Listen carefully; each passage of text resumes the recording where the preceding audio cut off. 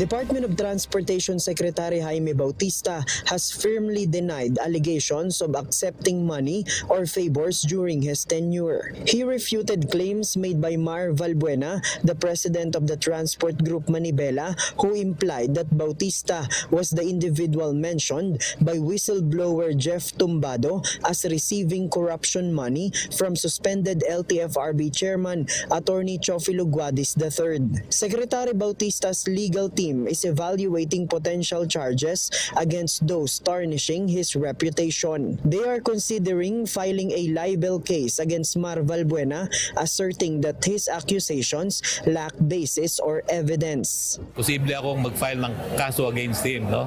Dahil napakagrabe ng kanyang accusation, walang basihan, no? Walang ebidensya. No? Meanwhile, whistleblower Tumbado recanted his allegations against Attorney Guadis. In an affidavit of recantation, he cited impulsiveness, irrational thinking, misjudgment, and external influence as factors behind his initial statement. Tumbado publicly apologized to Attorney Guadis, Secretary Bautista, and the Office of the President.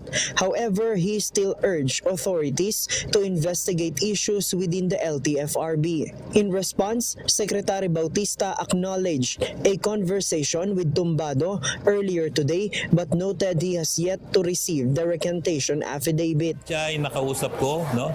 At sinabi niya na hindi daw niya sinabi na kami ay involved sa katiwalian, no?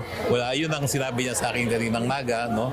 At ito daw ay gawa-gawaan lang daw ni Mar Valbuena. Mar Valbuena filed a blotter at Camp Crame today, citing alleged threats from Secretary Bautista regarding potential charges concerning the issue of corruption money. JP Nunez, UNTV, News and Rescue. We serve the people, we give glory to God.